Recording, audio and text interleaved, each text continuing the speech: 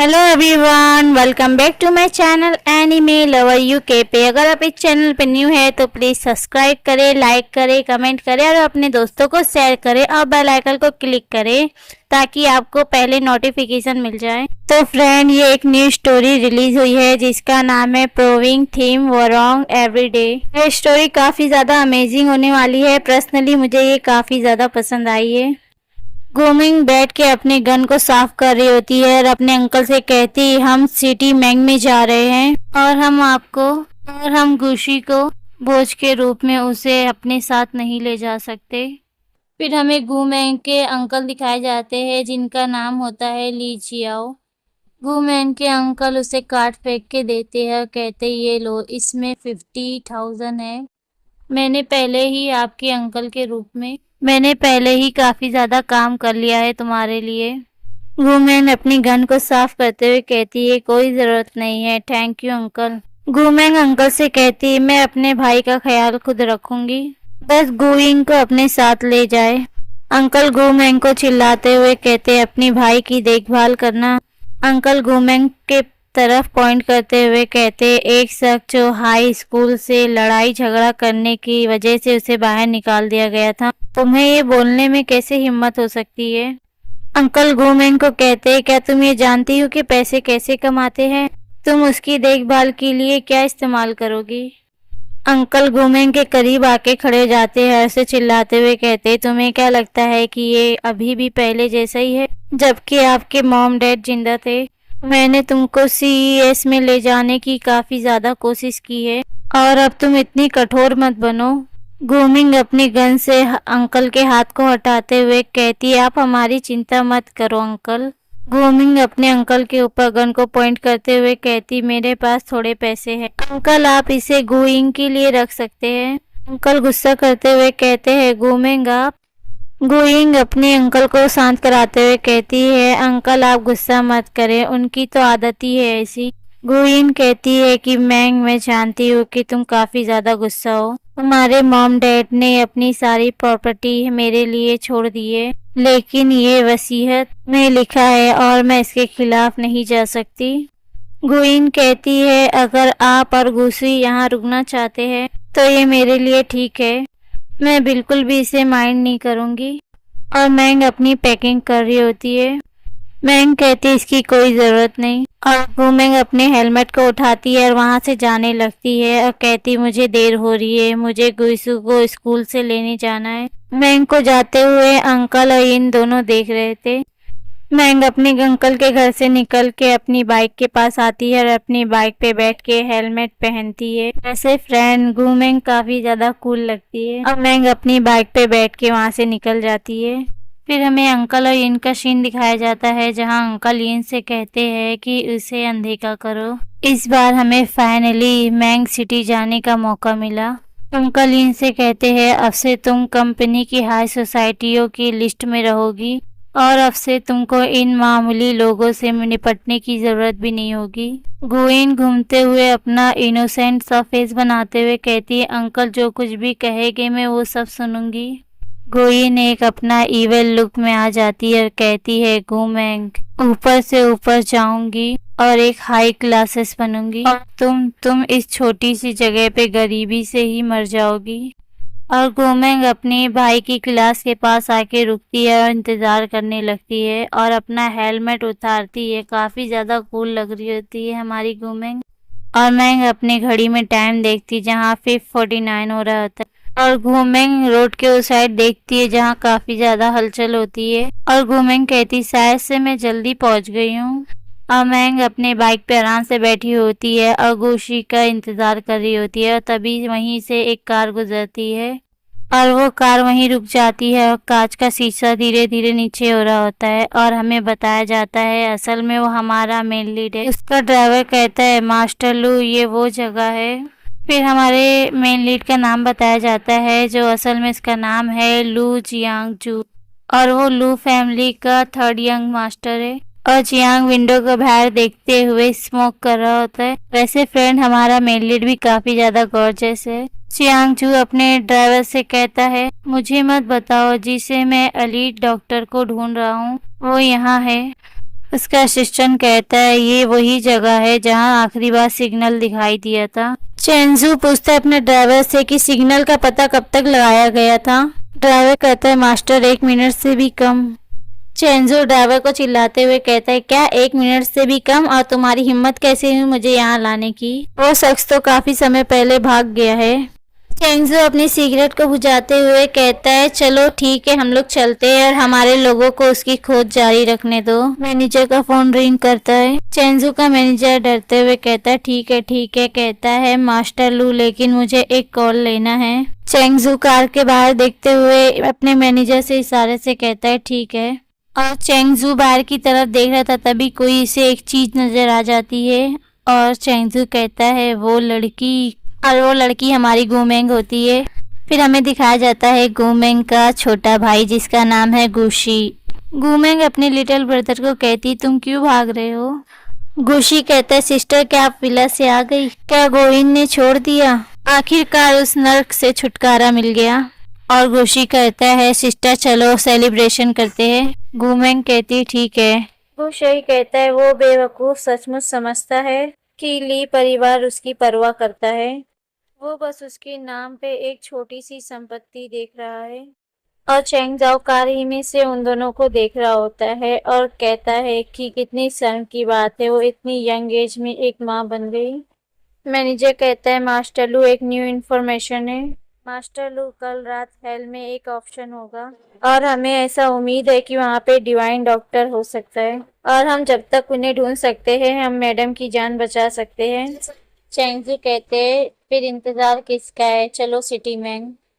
और चेंगजू वहाँ से जाने लगता है और चेंगजू की कार काफी तेजी से गुमेंग के सामने से निकल जाती है और गुमेंग भी उस कार को पीछे घूम के देखती है। और गुशी उसकी जैकेट को खींचते हुए कहता है मैंग।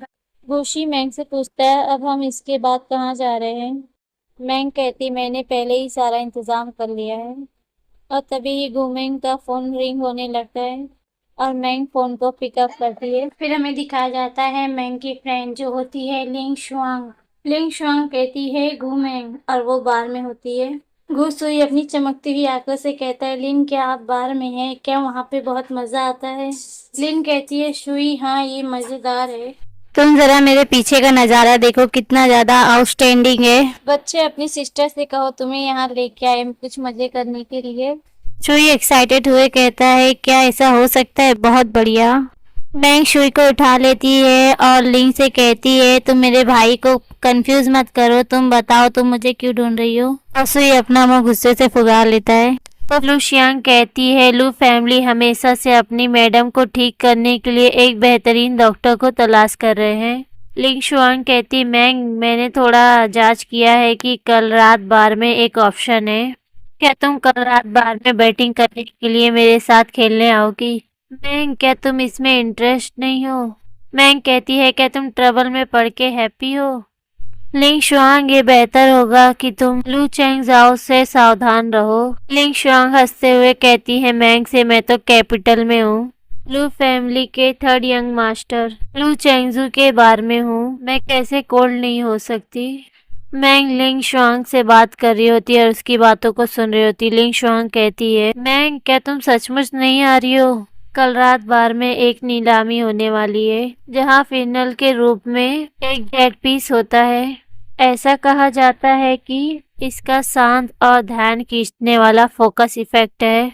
लिंग शुआंग ठीक है तुम मुझे एड्रेस सेंड करो। फिर मैंग और शुई बाहर आ जाते हैं। शुई कहता है मैंग हम किधर जा रहे हैं? मैंग अपने बाइक पे बैठते हुए शुई को कहती है बैठो और हम मैंग सिटी जा रहे हैं।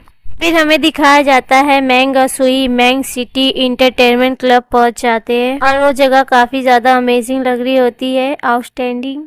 मैंग कहती वो तो जगह एक हेवन की तरह है। मैंग और शुई लिंग शुआन के पास आके क्लब में बैठ जाते हैं। लिंग शुआन कहती मैंग तुम कुछ ज्यादा लेट लग रही हो। मैंग तुम तो सीधा नीलामी की बैटिंग की तरफ दौड़ते हुए आ गई हो।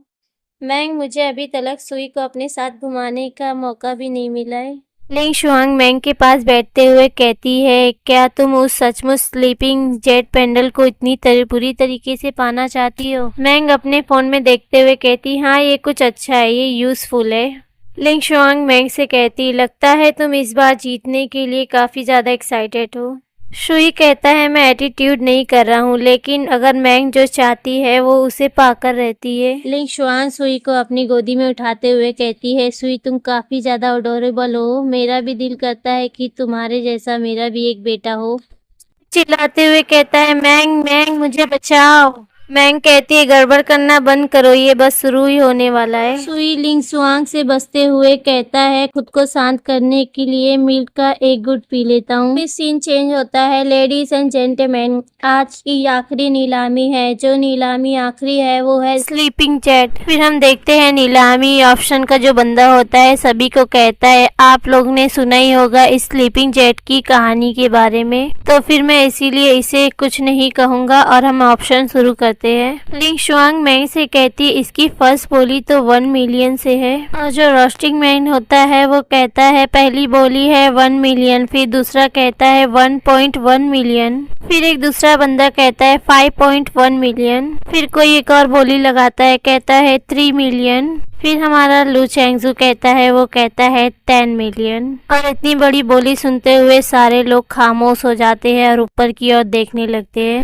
लिंग शुआंग कहती, मैंग उधर देखो, वो तो लू चैंगजू है। मैंग ऐसा लगता है कि आज तुम्हारा कंपटीशन है। लिंग शुआंग कहती है, सोचे यहाँ पे कितनी ज्यादा अफरी तफरी है आप सभी में इसे पाने के लिए। लिंग शुआंग की बातें सुन के मैंग कुछ नहीं कहती है। वहीं सुई अपनी बहनों को चमकती हुई आंखों से देख रहा होता है। फिर अनाउंस करने वाला बंदा कहता है 10 मिलियन। एक गेस्ट ने 10 मिलियन की बोली लगाई है, क्या कोई और बोली नहीं लगा सकता? अगर नहीं तो फिर तभी मैंग कहती है, घूरना बंद करो और ऊंची बोली लगाओ। लिंग शुआंग बीट करती है 15 मिलियन डॉलर्स और मैंग अपना आराम से ड्रिंक कर रही होती है। फिर हमें लू का सीन दिखाया जाता है। जो लू के फ्रेंड होते हैं उसमें से एक फ्रेंड कहता है, ओ मैंने पहली बार देखा है कि हमारे मास्टर के साथ फाइट करने की हिम्मत करते हुए देखा। लू, क्या आपको फील नहीं होता है हारने का? और वहीं लू आराम से बैठते हुए स्मोक कर रहा था। फिर दूसरा बंदा कहता है, मास्टर लू पर्सनल अपनी ग्रैंडमा की बीमारी के लिए हॉस्पिटल में आए हैं और वो इतने जल्दी गिव अप नहीं करेंगे, है ना?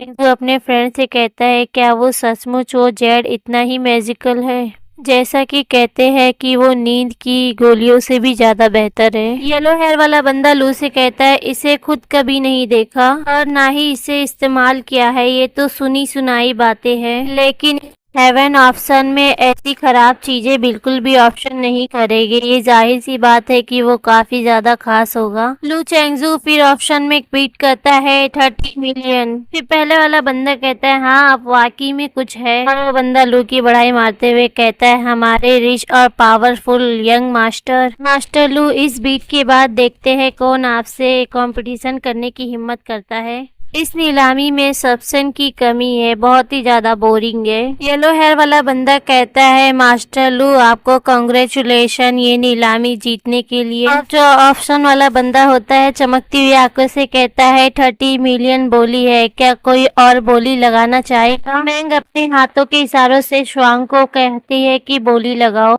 लिंग शुआंग बोली लगाती है 50 मिलियन।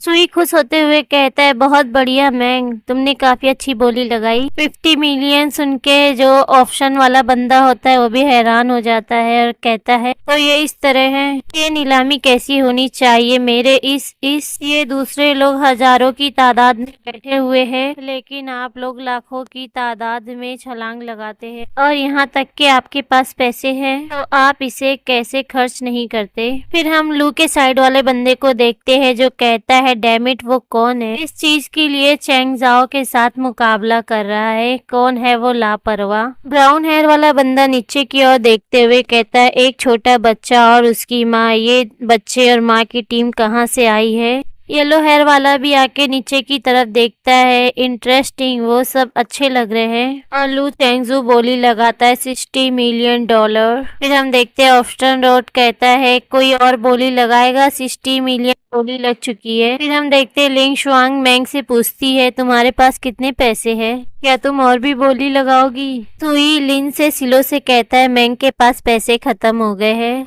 हमने मिलकर 60 मिलियन खर्च कर डाले।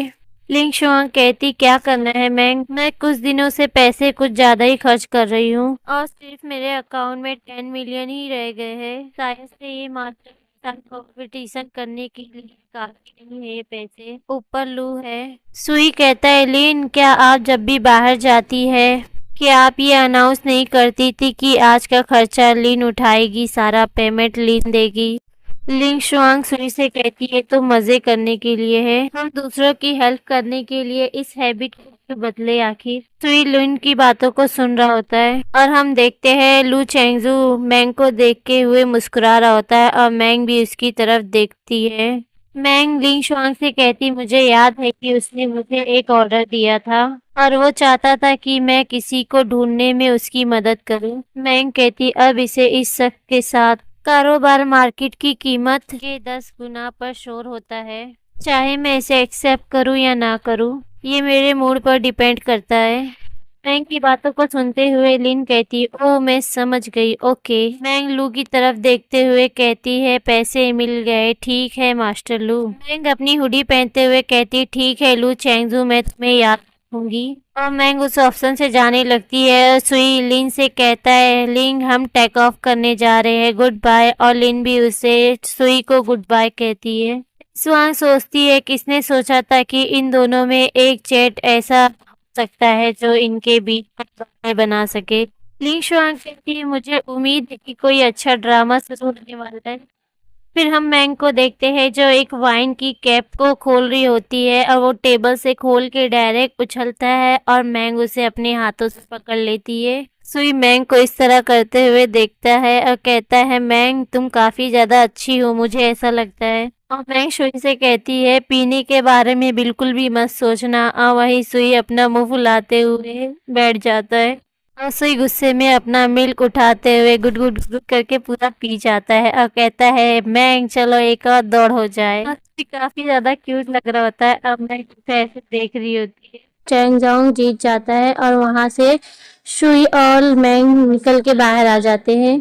फिर हम देखते हैं हेवन बार में से मैंग और सुई बाहर निकल के आ जाते हैं और सुई चलते हुए मैंग से कहता है मैंग डोंट माइंड, ओके। और मैंग और सुई जा रहे होते तभी मैंग की किसी से टक्कर हो जाती है और वहां पे कुछ बदमाश आदमी आ जाते हैं। उसमें से एक बंदा कहता है एक लड़की के तौर पर आपके लिए इतनी देर रात को सिटी मैंग वापस आना सेफ नहीं है और तुमको घर ले जाने के बारे में हम कैसे हैं।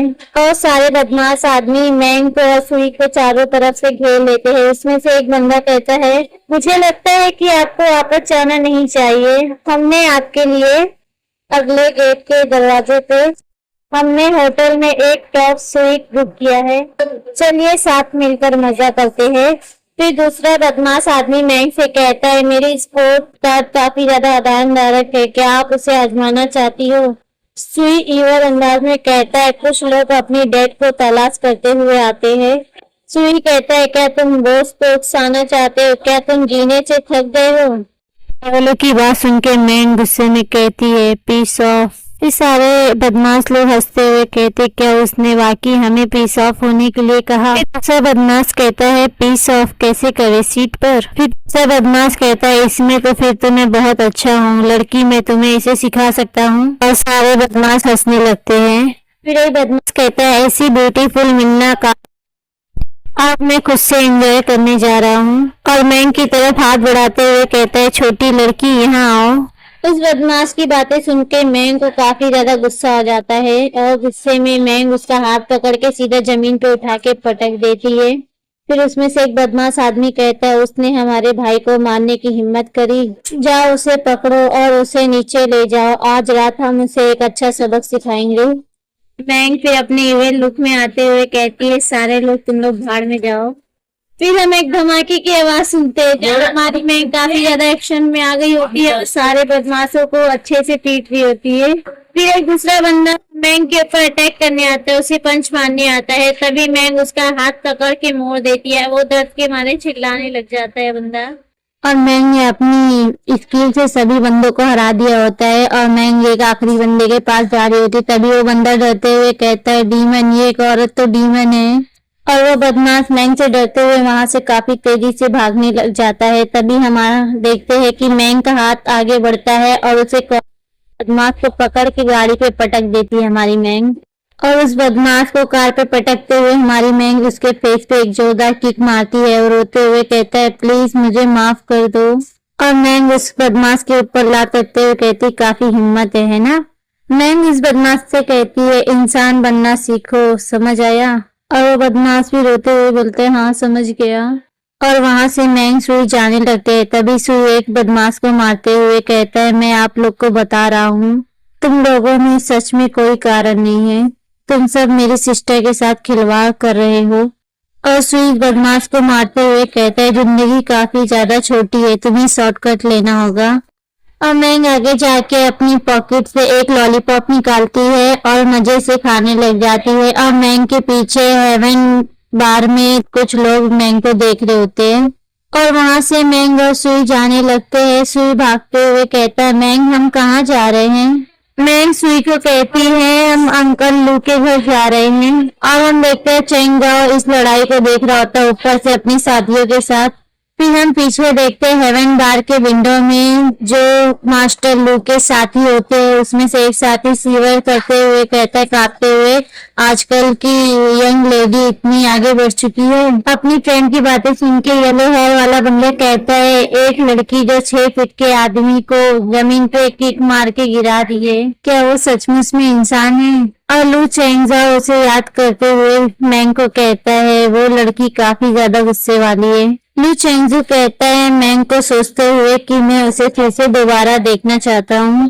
फिर हम नेक्स्ट डे मॉर्निंग में लू फैमिली देखते हैं, जिधर हमें लू फैमिली का घर दिखाया जाता है। और वहाँ पे मैंग और सोही मॉर्निंग का ब्रेकफास्ट करते हैं। हमें मैंग के अंकल के बारे में बताया जाता है जिनका नाम लू शिंग जियांग होता है और वो डायरेक्टर सिटिंग मैंग के डिपार्टमेंट ऑफ डिक्टेशन। मैंग के अंकल कहते हैं, मैंग और सोही तुम दोनों इसे अपना ही घर समझो और तुम्हें और किसी चीज की जरूरत हो तो मुझे बताओ, ठीक है। अंकल मैंग की तरफ आते हुए इसके लिए सीट को आगे करते हुए कहते हैं, मैंग बैठो। और वैसे कल आप देर से पहुंचे हो और आप अभी तक मेरे परिवार से नहीं मिले हो। अंकल मैंग को अपनी फैमिली से इंट्रोड्यूस कराते, ये मेरी वाइफ है लिन जाओ और मेरी सबसे बड़ी बेटी लू यही है और मेरे छोटे बेटे का नाम लू यांग है। लू यही अपने डैड को इस तरह देखते हुए कहती, डैड इस तरह इस लड़की के साथ इतनी अच्छी तरीके से कैसे, ये काफी ज्यादा अजीब लग रहा है। और वहीं लू यांग मैंग को देखते हुए कहता है, कितनी ब्यूटीफुल गर्ल है। और इंट्रोड्यूस के बाद मैंग अपनी सीट पे बैठ जाती है और मैंग कहती है, मिस्टर लू और मिसेस गू।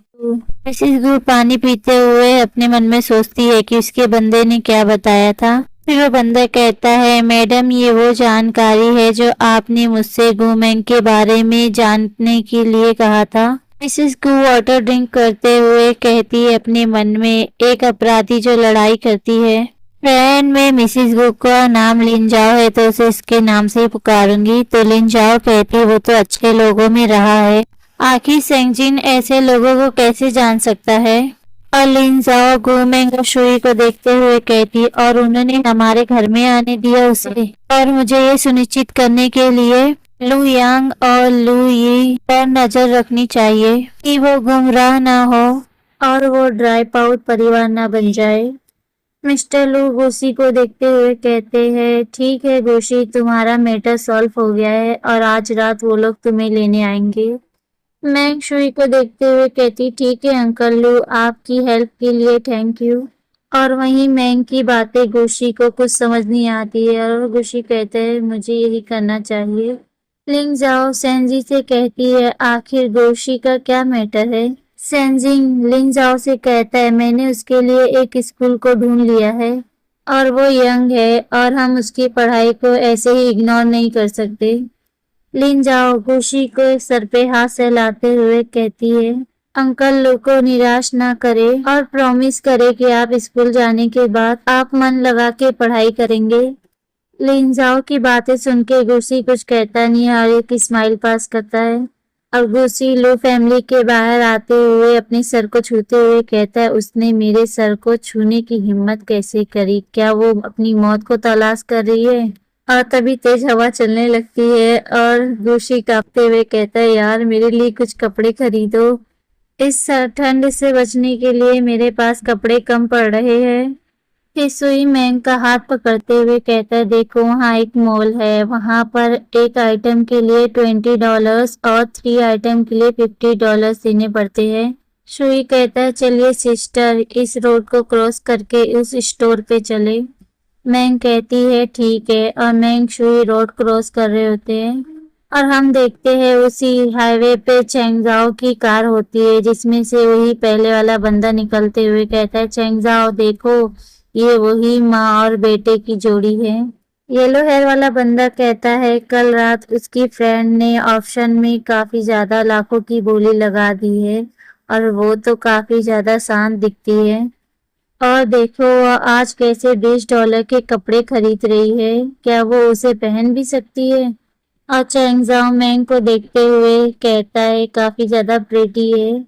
और चैंग जाओ मैंग को ही देख रहा होता है काफी गौर से।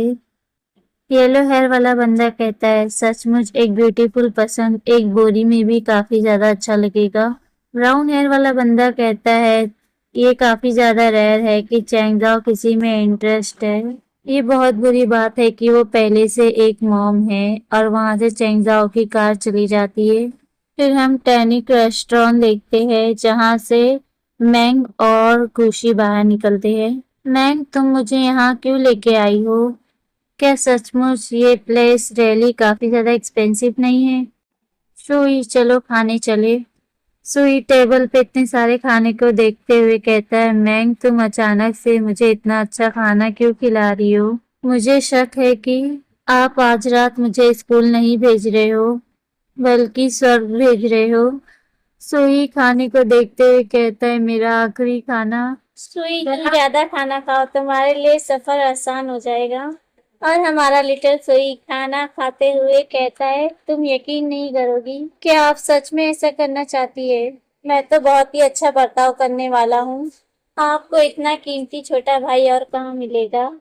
मैंग और सुई अपने लंच को एंजॉय कर रहे होते हैं, तभी वहां पे चैंग जाओ और उसके आदमी आ जाते हैं। और चैंग जाओ का दोस्त ब्राउन हेयर वाला कहता है, लिटिल ब्रदर, क्या ये तुम्हारा सन है? और वहीं मैंग के पास लू चैंग जाओ भी आ जाता है। मैंग और सुई के पास लू चैंगजाओ के दोस्त और लू चैंगजाओ आके खड़े हो जाते हैं। और ब्राउन हेयर वाला कहता है, अच्छा इसीलिए वो मदर एंड सन नहीं लगते, बल्कि वो सिस्टर एंड ब्रदर है। वो सच में एक जैसे लगते हैं।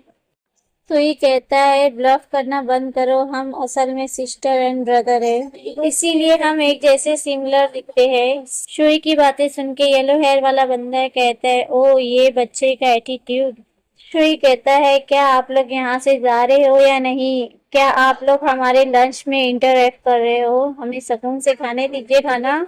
शुई उन लोग को देखते हुए सोचता है, ये लोग कितने अनोइंग है, ये लोग मेरी मैंग की खूबसूरती को देख के यहाँ आए हैं, ये लोग काफी ज्यादा अनोइंग है। और वो तीनों सुई को घूरते हुए देखते हैं और उसे कुछ नहीं कहते। तभी मैंग वो लोग की तरफ देखती है। फिर मैंग टेबल पे से एक नाइफ को उठाते हुए डिश पे उसे घुमाने लगती है। सुई नाइफ को इस तरह घुमाते हुए देखते हुए कहता है, पास में मेरी मैंग पहले ही उनको चाकू मार चुकी होती। सुई मैंग को देखते हुए कहता है, ऐसा लगता है कि मैंग इन कुछ सालों में नरम हो गई है। लू चेंगजाओ मैंग को देखते हुए कहता है, हेवन बार में ड्रिंक कर सकती हो, आज ताइनेक्स रेस्टोरेंट में खाना खा सकती हो और इसे अफोर्ड कर सकती हो, लेकिन फिर भी क्लियरेंस सेल से कपड़े खरीदना। और मैंग की तरफ लू चेंगजाओ देखते हुए स्माइल करता है और मैंग भी उसे देख लेती है मुस्कुराते हुए। लू चेंगजाओ शुई को देखते हुए कहता है, ये बच्चा यंग हो रहा है तो हम इनके खाने में इंटरफेयर नहीं करते हैं, चलो हम अपने प्राइवेट रूम में चलते हैं। और सुई लू चेंगजाओ को देखते हुए कहता है, कुछ लोग नहीं जानते कि उनके लिए क्या अच्छा है। फिर वो सारे लोग मैंग और शुई के पास से जाने लगते हैं। येलो हेयर वाला कहता है, चलो चलते हैं। येलो हेयर वाला बंदा अपने दोस्त के गले में हाथ डालते हुए कहता है, चलो अभी हमें यहाँ और देर नहीं रुकना चाहिए, नहीं तो उस लड़की का चाकू हमारी ओर ही उड़ के आएगा। और लू चैंग जाओ वहां से जाने से पहले एक बार पीछे घूम के मैंग और शुई को देखता है और वहां से घूम के अपनी रास्ते चले जाता है। और लू चैंग जाओ उस काउंटर पे जाके वो लोग का बिल का पे कर देता है, मैंग और शुई के खाने का। और यहाँ पे मैंग और शुई का भी खाना खा के हो जाता है और तभी शुई आके मैंग के पास कहता है, मैंग हमारा बिल पहले से ही कोई पे कर चुका है उन लोगों में से जो यहाँ से अभी गए हैं। मुझे ये नहीं पता कि उनमें से कौन हमारा बिल को पे किया है। मैंग कहती ठीक है चलो चलते हैं। मैंग और शुई उस रेस्टोरेंट से निकलते हुए जा रहे थे तभी शुई को एक शॉप दिखती है। शुई कहता है, मैंग मुझे वहाँ पे मैक्रोन्स दिख रहे हैं, मुझे वहाँ डिजर्ट शॉप में से जाके कुछ खरीदना है और वो शॉप सेकंड डोर पे ही है। मैंग कहती ठीक है, तुम्हें जो भी डिजर्ट पसंद है स्वीट उसे तुम ले लो और परचेस कर लो। सुई काफी ज्यादा हैप्पी होता है और मैंग से कहता है ओके सिस्टर। और हम देखते हैं मैंग और सुई एक मेंशन की तरफ आए होते हैं जहां सुई को स्कूल जाना होता है। और मैंग शुई को कहती है वहां के उस मंजर को देखते हुए कि अब मुझे पता चलता है कि ये एक स्कूल नहीं बल्कि एक मिलिट्री कैंप है। और सुई काफी ज्यादा सैड होता है, कहता है ठीक है मैंग। मैंग गुशी को समझाते हुए कहती है, गुशी तुम एक जीनियस हो लेकिन तुम अभी बहुत कमजोर हो और अब हमारे मॉम एंड डैड नहीं रहे और लेकिन हमारी सिचुएशन काफी ज्यादा डेंजरस है और अगर आगे जाके कुछ आपको हुआ तो मैं आपको प्रोटेक्ट नहीं कर पाऊंगी। और गुशी काफी ज्यादा सैड हो जाता है मैंग की बातें सुन के। गुशी रोते हुए कहता है, मुझे पता है मैंग, तुम मेरा वापस आने का इंतजार करना और अगर तुम्हें कोई धमकी देगा तो मैं उसे पीट पीट के मार दूंगा। गुशी रोते हुए कहता है मैंग से आप सिर्फ अपने हाथों का इस्तेमाल मिठाई और मिल्क वाली चाय पीने के लिए करेंगी और बाकी का और मैं फाइट पे फोकस करूंगा। मैंग गुशी को शांत कराते हुए और उसे हक करते हुए कहती ठीक है, जब तुम वहां पहुंच जाओगे तो तुम वहां सबके साथ अच्छे से बर्ताव करना और नाइस रहना और एटीट्यूड बिल्कुल भी नहीं दिखाना, ठीक है। शुई रोते हुए कहता है मैं समझ गया मैंग, मेरा इंतजार करना। और गुशी मैंग के पास से उन लोगों के साथ जाने लग जाता है। और मैंग के अंकल कहते हैं, शॉन्ग ये बच्चा काफी ज्यादा इंटेलिजेंट है, इसका अच्छी तरीके से इसका ख्याल रखना, उसका आगे का फ्यूचर काफी ज्यादा अच्छा है। शॉन्ग कहता है मैं समझ गया, आप चिंता मत कीजिए और आप जो कहे हम उसे सुने ना, ऐसा हो नहीं सकता। और जहां तक के आपकी बात है तो 20 साल हो गए, क्या आप लू परिवार में वापस लौटने की योजना नहीं बना रहे हैं? फिर शॉन्ग अंकल ली जाओ को कहता है, बड़ी मैडम की बीमारी शायद अब और इंतजार नहीं कर सकती। माँ और बच्चे के बीच में लंबे समय तक कोई भी खुश नहीं है और लू परिवार में हाल ही में और उनके रिश्तों में अशांति रही है। और घूमेंग के अंकल ली जाओ की फोन की रिंग बजने लगती है और वो कहता है शाम को 1 मिनट मुझे कॉल को रिसीव करने दो। और वहीं मैंग साइड में खड़े होकर अपनी फोन को चला रही होती है और लीजाओ फोन पिक करते हुए कहता है परेशान होते हुए, अरे। लीजाओ चौंकते हुए कहता है, क्या, मैं अभी यहीं आ रहा हूँ। शॉन्ग कहता है, लीजाओ क्या गलत है? शॉन्ग मेरी माँ की तबीयत कुछ ज्यादा ही खराब हो गई है। शॉन्ग मुझे अपना जेट उधार दो। और वुमेन वो लोग को ऐसे देख रही थी।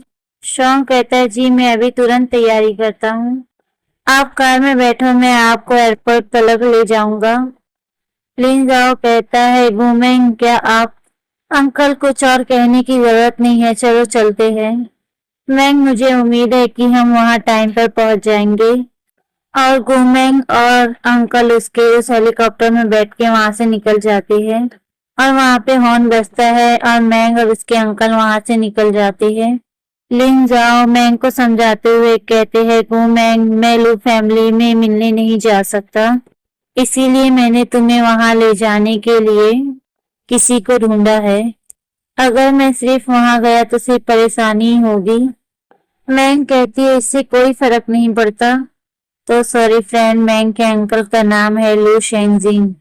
लू शेंगजिंग और मैंग उस जीप की तरफ जाने लगते हैं और उस जीप में लू चेंगजाओ होता है जो मैंग को देख रहा होता है और कहता है कि फिर से यही क्यों है। और लू शेंगजी उस गाड़ी का दरवाजा खोलते हुए आवाज देते हैं लू चेंगजाओ, और मैंग भी अपने अंकल के साथ होती है और मैंग जाके उस गाड़ी में बैठ जाती है। और चेंगजाओ मैंग को मिरर में देखते हुए कहता है फिर से वही छोटी लड़की है। चेंगजाओ मैंग को देखते हुए कहता है क्या ये हो सकता है कि जिस डिवाइन डॉक्टर अंकल शेंगजिन ने जिसे बताया था क्या ये वही है। हाँ शायद से यही हो सकती है। और चेंगजाओ अपने अंकल और मैंग को अपने मेंशन में ले आता है और लू शेंगजिन का घर काफी बड़ा होता है। चेंगजाओ तुम गुमेंग को अंदर क्यों नहीं ले जाते?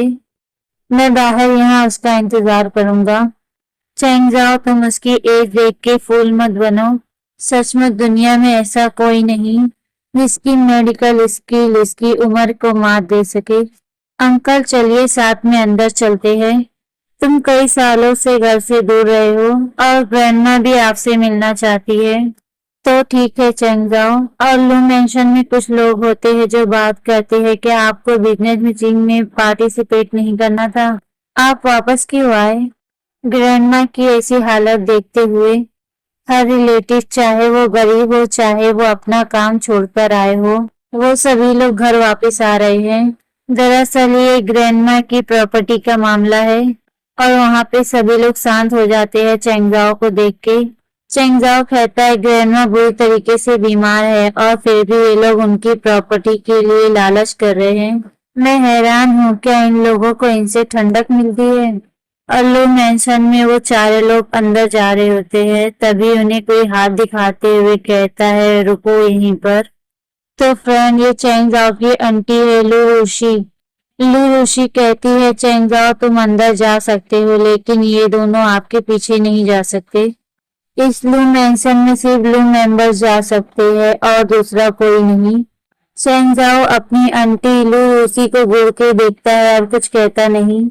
और चेंगजाओ लू योई को इशारा करता है। लू योई कहता है हाँ ठीक है। और लू योई जाके अपनी आंटी रूशी को पकड़ लेता है। रूशी चिल्लाते हुए कहती है लू योई तुम्हारी हिम्मत कैसे हुई इतनी बदतमीजी करने की? एक मामूली सा नौकर मेरे साथ ऐसा करने की हिम्मत कैसे कर सकता है? लू योई कहता है मिस रूशी प्लीज माय अपॉलॉजी। रूशी चिल्लाते हुए कहती लू योई तुम भाड़ में जाओ। चेंगजाओ अपनी आंटी को कहता है मुझे आपसे झगड़ा करने की निपटने की कोई जरूरत नहीं। अगर आप नहीं जानते कि एक अच्छा डीएफ क्या होता है। और चेंगजाओ गुस्से में कहता है तो मैं तुम्हें फ्री में सिखा सकता हूँ। और चेंगजाओ को ऐसे गुस्से में देखते हुए सारे रिलेटिव सारे शांत हो जाते हैं और चेंगजाओ अपने हाउस में मैंग और अपने अंकल को साथ ले आता है। फिर सीन चेंज होता है हमें चेंगजाओ की ग्रैंडमा का रूम दिखाया जाता है जहाँ पे कई सारे डॉक्टर उनका चेकअप कर रहे होते हैं। फिर डॉक्टर कहती है मैडम के ब्रेन में एक चोट लग गई है, एक दबाव के कारण एक गांठ बन गई है और वो जल्द ही ट्रीटमेंट के बाद भी ये थोड़ा इम्पॉसिबल है। फिर दूसरा बंदा कहता है मैडम की उम्र देखते हुए कैनियोमेट्री को बर्दाश्त नहीं कर सकती। फिर हमें इस डॉक्टर लेडी के बारे में बताया जाता है जो न्यूरो सर्जरी है। अब थ्योरी से लू फैमिली के दूसरे बेटे की बेटी लू शुई है। लू शुई कहती हमारी सर्जरी के साथ 4 कामयाबी में से अब भी एक मौका बाकी है। सर्जरी के बिना शायद से ग्रैंडमा आज रात भी जीवित ना रह पाए। और वहाँ पे तीनों डॉक्टर एक डिसीजन लेते हुए कहते ठीक है तो हम सर्जरी शुरू करेंगे मिस लू प्लीज आगे बढ़े। और तभी इस रूम में किसी के पैर को एंटर होते हुए दिखाया जाता है और वो हमारी मैंग होती है। और मैंग अंदर आके खड़े हो जाती है और उन डॉक्टर से कहती है कि पेशेंट की हालत ऐसी है कि फिर भी तुम लोग सर्जरी के लिए फोर्स कर रहे हो। मुझे यकीन है कि वो ऑपरेशन टेबल पे ही दम तोड़ देगी अपना। लू शुई चिल्लाते हुए कहती आखिर तुम कौन हो डायरेक्ट करने वाली? ऐसा कौन बेवकूफ है जो किसी कोने से निकलकर मेरी मेडिकल डिक्टेशन पर सवाल उठाने की हिम्मत करता है? और मैंग उस पेशेंट को देखते हुए कहती है सिर्फ 2 डेज वुमेंग के अंकल कहते हैं चैंग जाओ, वुमेंग को सिर्फ 2 दिन की जरूरत है। चैंग जाओ कहता है क्या सिर्फ 2 दिन में उन्हें होश आ जाएगा? वुमेंग कहती नहीं, वो सिर्फ 1 घंटे में ही जाग जाएंगी और वो 2 दिनों में पूरी तरीके से ठीक हो जाएगी। चैंग जाओ वुमेंग को देखते हुए कहता है अपने मन में वो काफी ज्यादा कॉन्फिडेंट लगती है।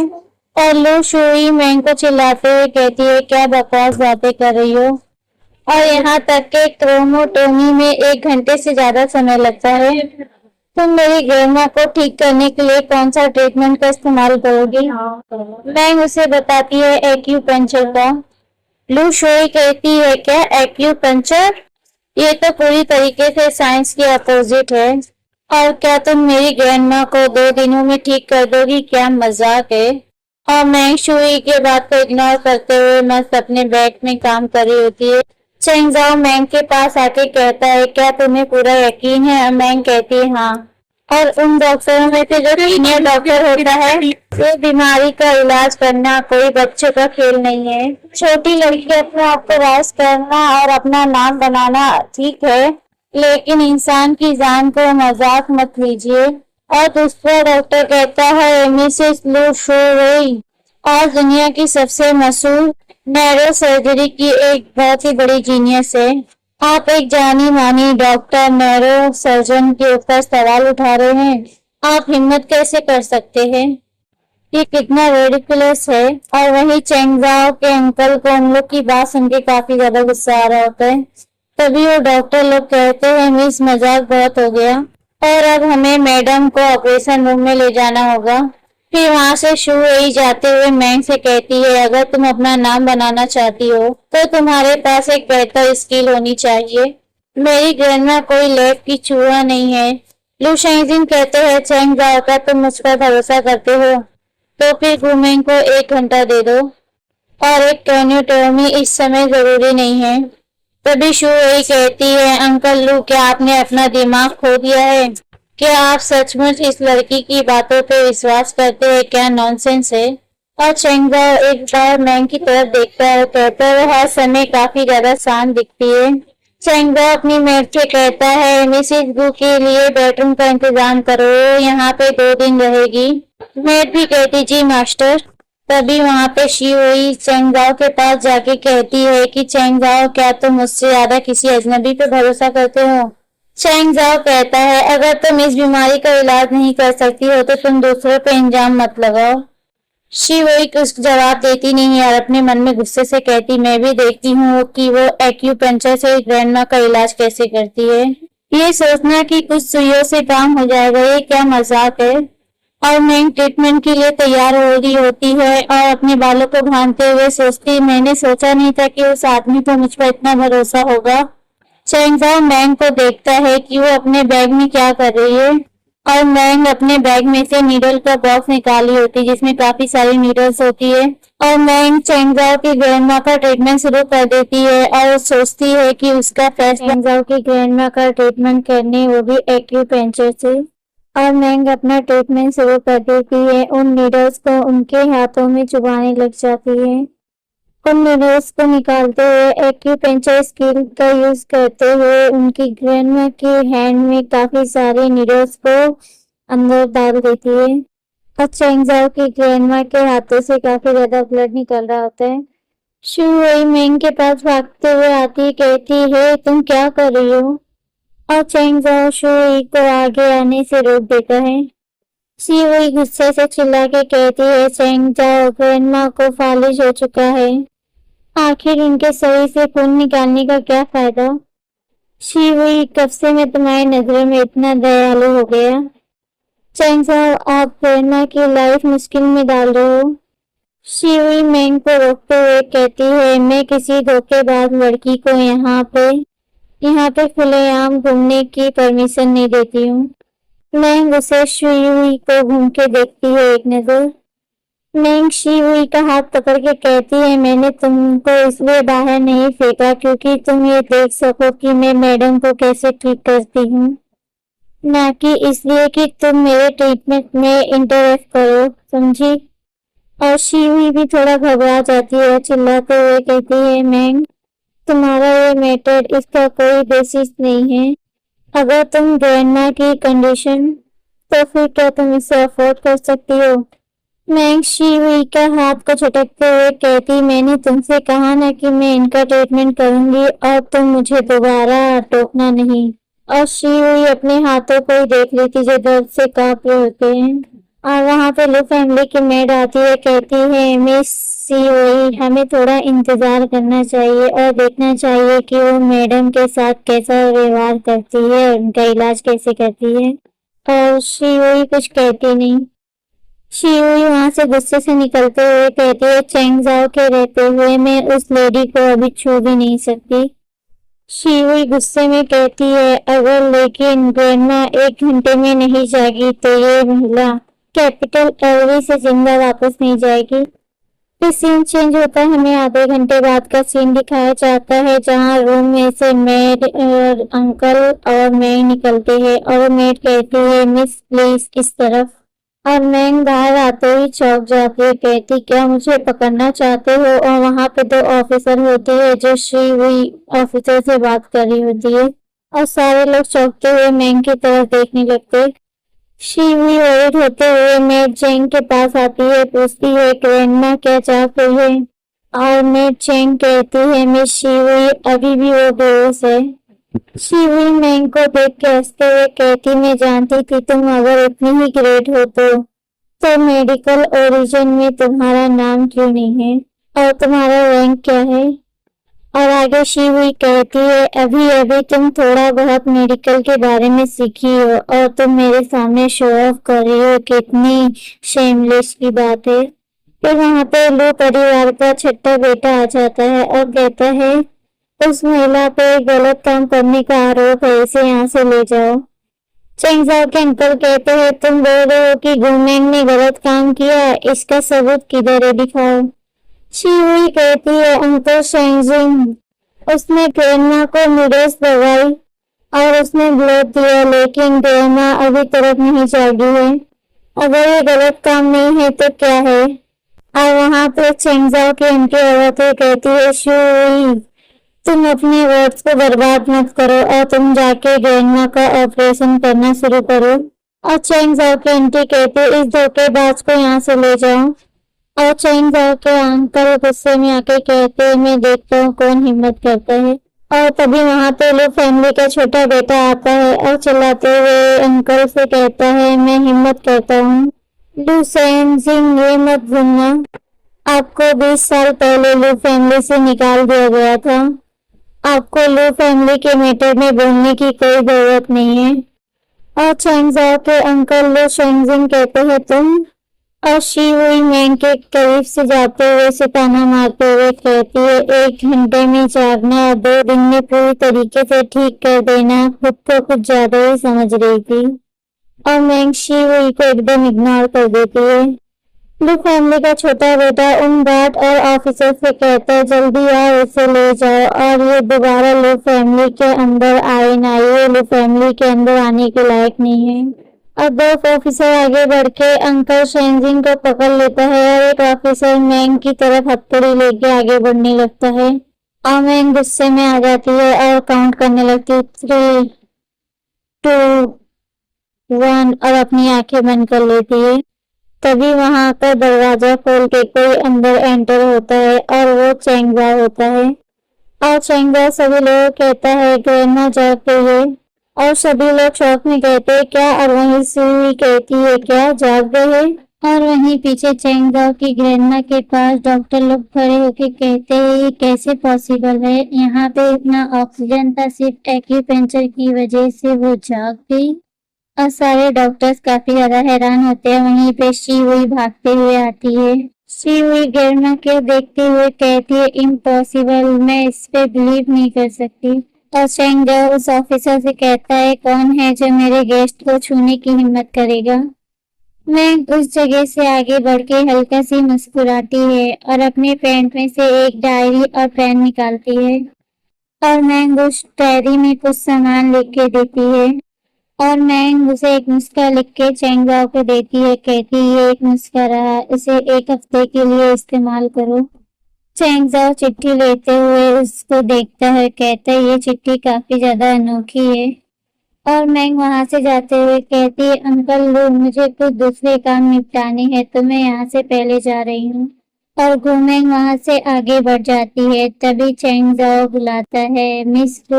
और मैंग पीछे घूम के चैंगज़ाओ को देखने लगती है।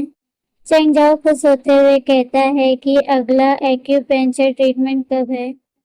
चैंगज़ाओ उन्हें टाइम टू टाइम मेडिसिन दीजिए और आपकी मैडम एकदम ठीक हो जाएगी 1 वीक में। मैंग वहां से निकलते हुए कहती है, अंकल लो मुझे और भी दूसरे काम है तो इसलिए मैं पहले ही निकल रही हूँ। तभी अंकल सैनजी अपने मन में सोचते हैं, ये बेवकूफ लोग, बड़े बड़े लोग। वो कुछ दिनों के लिए राजी हो गई थी लो फैमिली में रहने के लिए। अब देखो ये कैसा हो गया, उन बेवकूफ लोगों ने इसे नाराज कर दिया। और अंकल लू के पास चैंगज़ाओ आ जाता है, कहता है अंकल सैंगजिन वो आपको कहाँ से मिली। अंकल लू कहते, ओ चैंगज़ाओ वो बस मेरी फ्रेंड है जिसे मैं जानता हूँ, जो एक्यूपेंचर में बहुत ज्यादा अच्छी है। मैंने सुना था कि यहाँ के डॉक्टरों को कुछ समझ नहीं आ रहा है और इसलिए मैंने सोचा कि उसे एक मौका दिया जाए। चैंगज़ाओ अब मॉम ठीक है तो मैं वापस जा रहा हूँ मैंग सिटी। और अंकल सैंगजिन वहां से चले आते हैं। चैंगज़ाओ बस उन्हें ऐसे ही देखता रहता है। मैंग लू मेंसेस से बाहर आ जाती है और जाने लग जाती है। तभी इसके फोन में रिंग बजने लग जाती है। मैंग फोन में देखती है तो वो यूलिंग का फोन आता है और यूलिंग कहता है, हर बार जब मैं तुम्हें वीडियो कॉल करने की कोशिश करता हूँ तो तुम हर बार मना कर देती हो। तुम इंसानों की सोच से कितनी बुरी दिख सकती हो। यूलिंग मैं फोन रख रही हूँ। मैंग अरे अरे यार मत रखो। और सीन चेंज होता है, हम देखते हैं यूलिंग हवाई में होता है। यूलिंग कहता है सीट 8 साल हो गए और लेकिन लिन शुआन के अलावा और हमारे टीम में से एक भी परसेंट बॉस की इंफॉर्मेशन नहीं जानता। हमें यूलिंग के बारे में बताया जाता है जो शैडो अलायंस का मेंबर होता है और वो एक सीनियर हैकर है। और यूलिंग हर बार अपनी वॉइस को चेंज कर लेता है सभी लोगों से। हम इसकी आवाज भी नहीं बता सकते कि असल में ये लेडीज है या कोई जेंट्स, ये बिल्कुल एकदम रेडिकुलस है। यूलिंग अपने फोन में देखते हुए कहता है मैंग को कि ये बिना सोचे कि एक शैडो अलायंस ये ऑलरेडी पहले 8 इयर्स पहले ही स्टेबलाइज हो चुका है। यूलिंग बताता है कि 8 साल पहले व्हाइट फॉक्स फाउंडर ने शैडो अलायंस को स्टेबलाइज किया। ये complete help of the international rank number 1 so child impossible mission becoming world mission बन गया। सिर्फ आधे साल में ही शैडो अलायंस सुपरीड the 3 major international hacker origin to become the world और सारे अलायंस को पीछे छोड़ दिया। और शैडो अलायंस में यूलिंग और मैंग भी होते हैं। ये वर्ल्ड की सबसे बेस्ट शैडो अलायंस है। यूलिंग काफी ज्यादा हैप्पी होते हुए कहता है मैंग से, आखिर असाइनमेंट के लिए आपके अकाउंट में पैसे भेज दिए हैं और आप इसे जरूर चेक कर लेना।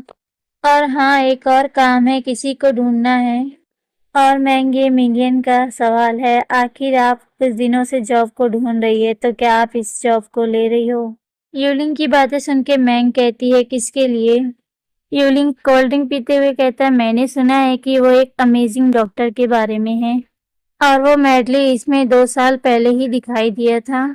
उनकी एक्यूपेंचर स्किल काफी ज्यादा अमेजिंग है। उसके शॉर्ट हेयर है और शायद से वो एक आदमी हो सकता है। मैंग बोली, यूलिंग ये काम किसने किया। यूलिंग कहता है वो मास्टर कैपिटल लू से लू चेंगजाओ था। मैंग बोली, यूलिंग कितनी साइट पे टेक्स्ट को पोस्ट किया गया है। यूलिंग बोला, मैंग शैडो अलायंस टीम में से 3 में से कोई। क्या तुम इसे क्यों पूछ रही हो, क्या तुम इसे ज्वाइन करने वाली हो। यूलिंग बोला, मैंग क्या तुम इस जॉब को ले रही हूँ। मैंग गुस्से में कहती, नहीं। मैंग कैपिटल लू से निकल के एक टैक्सी को रोकती है। तब यहाँ पे टैक्सी आके रुकती है। मिस आप कहाँ जाना चाहती हैं। मैंग बोली, मुझे नॉर्थ में सेंटोरियम ले चलो। मैंग अपने नॉर्थ में एक फ्रेंड के घर आई होती है और वहाँ पे रोबोट आ जाता है, कहता है, हेलो मिस हू मैंग। मिस मैंग जियांग पौधों को पानी दे रही है। आप सीधे 150 मीटर आगे जाइए और वो आपको गार्डन में दिखेंगी। और वो रोबोट कहता है, थैंक यू मिस मैंग। और मैंग सीधे वहीं जाती है। गार्डन में आवाज देती है, जिंग यांग। और चिंयान आवाज सुन के काफी ज्यादा खुश होते हुए पीछे घूम के देखती है, कहती है घूमेंग। चिंयान बोली घूमेंग तुम मुझसे मिलने आई हो। तो फ्रेंड ये चैप्टर यहीं खत्म होता है। अगर मेरी वीडियो पसंद आती है तो इसे लाइक करें, कमेंट करें, सब्सक्राइब करें and thank you, bye bye. Hello everyone, welcome back to my channel anime lover UK पे। अगर आप इस चैनल पे न्यू हैं तो सब्सक्राइब करें, लाइक करें, कमेंट करें, अपने दोस्तों को शेयर करें। और आप इसके पिछले चैप्टर नहीं देखे हैं तो उसे प्लेलिस्ट में जाके आप इसके सारे चैप्टर देख सकते हैं। जैसा कि हमने पिछले चैप्टर में देखा था, मैंग होती है अपनी फ्रेंड के घर पे आ जाती है और रोबोट उसे रास्ता बता देता है और मैंग भी चली जाती है गार्डन में। और मैंग गार्डन में देखती है अपनी फ्रेंड को और उसको पुकारती है हे जिनयांग। और जिनयांग भी पीछे घूम के काफी ज्यादा खुश हो जाती है मैंग को देख के। हे गुमैंग, गुमैंग क्या तुम मुझे देखने आई हो? ये है गुमैंग की फ्रेंड मैंग चियांग। और सीन चेंज होता है। जिनयांग मैंग के लिए डिजर्ट बनाई होती है जो काफी ज्यादा डिलीशियस होता है। मैंग मैंने इसे खुद ही उगाया है और मैंने आपके लिए मैंगो और स्ट्रॉबेरी से बनाया है इसे। और मैंने इसमें बहुत सारी शुगर भी डाली है। आप इसे ट्राई करिए, आपको ये काफी ज्यादा पसंद आएगा। मैंग उस डिजर्ट को खाते हुए कहती है ऐसा लगता है कि काफी समय गुजर चुका है और मुझे तुम्हारी हेल्थ काफी ज्यादा अच्छी लग रही है और मैंने तुम्हें कभी इतना हैप्पी नहीं देखा। मैंग जिंगयांग को देख के सोचती है ऐसा लगता है कि वो काफी अच्छी तरीके से ठीक हो रही है। मैंग कहती है लो तुम भी खाओ और जिंगयांग थोड़ा हिचकिचाने लग जाती है। चिंगयांग बोली मैंग अब मैं पूरी तरीके से ठीक हो गई है तो मुझे बाहर जाकर आपके साथ कुछ पैसे कमाने हैं और मैं यहाँ हमेशा नहीं रह सकती। मैंने सुना है कि रिकॉपरेशन की फीस काफी ज्यादा एक्सपेंसिव है। मैंग बोली चिंगयांग क्या तुम मेरे साथ रहना चाहती हो? लेकिन तुम्हारी अभी एज ही क्या है और तुम पैसे कैसे कमा सकती हो? जिंगयांग बोली लेकिन आपकी भी अभी इतनी एज नहीं है। मैंग खाते हुए बोली लेकिन मैं फाइट कर सकती हूँ। जिंगयांग वर्ल्ड होते हुए कहती क्या तुम पैसे के लिए फाइट करती हो? क्या आपको कहीं चोट लगी है? आप कपड़े उतारिए, मैं चेक करूंगी। मैंग बोली चिंता मत करो, मैंने कुछ कंप्यूटर की स्किल सीखी है। मैं पैसे कमाने के लिए छोटे छोटे सॉफ्टवेयर बना रही हूँ। जिंगयांग तुम वरीड मत हो, मैं फाइट नहीं करती हूँ, मैं तो सिर्फ लोगों को मारती हूँ। चिंगयांग कहती है ये बात तो सच है, 5 साल की उम्र में गुमैंग ईंट उठा के किसी को भी कुचल सकती थी। ये सच है कि उसे कोई भी चोट नहीं पहुंचा सकता जब तक कि वो घायल ना हो जाए, ये ठीक है। वो असल में मुसीबत खड़ी करने वाली नहीं है और वो तभी मुसीबत खड़ी करती है जब दूसरे लोग उसे परेशान करते। वो लोग मार खाने के ही लायक है गुमैंग से। वुमेंग चेयर पे से उठते हुए कहती जिंगयांग ये जगह तो काफी ज्यादा अच्छी है तो तुम यहाँ क्यों नहीं रुकना चाहती? जिंगयांग बोली मैंग आप मेरी टीचिंग के लिए काफी ज्यादा इफेक्ट लगा रही है और मैं एक पार्ट टाइम जॉब करना चाहती हूँ। मैं हर दिन थोड़ा बहुत काम सीखती हूँ। वुमेंग अब मैं अपना ख्याल खुद रख सकती हूँ, आप चिंता मत करो। मैंग बोली जिंगयांग क्या तुम सचमुच में पैसे कमाना चाहती हो? हाँ मैंग मैं कमाना चाहती हूँ। मैंग बोली जिंगयांग फिर ये एक डील है, मैं तुम्हारे लिए एक अच्छी सी स्कूल को ढूंढूंगी। ठीक है फिर तुम कॉलेज में एडमिशन लो और एग्जाम दो, तुम एक अच्छी यूनिवर्सिटी से ग्रेजुएट हो जाओ, उसके बाद फिर तुम ज्यादा पैसे कमा सकती हो। वुमेन बोली जिंगयांग तुम ट्यूशन के लिए मुझसे कर्जा ले सकती हो, जब तुम ग्रेजुएशन हो जाओगी और पैसे कमाने लगोगी तो तुम मुझे पैसे लौटा सकती हो। और मैं तुम्हारे बारे में क्या? वुमेन बोली मैं तुम्हारे स्कूल के करीब एक अपार्टमेंट को रेंट पे लूंगी। और मैं फिर से अपने डेजर्ट को कंटिन्यू करने लगती है और जिंगयांग मैंग को देख के काफी ज्यादा खुश हो जाती है। वुमेन क्या हम एक साथ कॉलेज जाए? चलो हम दोनों एक साथ कॉलेज के एंट्रेंस एग्जाम देते हैं। जिंगयांग की बातें सुन के मैंग शॉक हो जाती है क्या? और यही हमारा चैप्टर खत्म होता है। तो फ्रेंड अगले चैप्टर में देखते हैं, नेक्स्ट चैप्टर में देखते हैं मैंग क्या कॉलेज जाने के लिए हाँ करेगी या ना। और अगर मेरी वीडियो पसंद आती तो इसे कमेंट करें, लाइक करें, शेयर करें।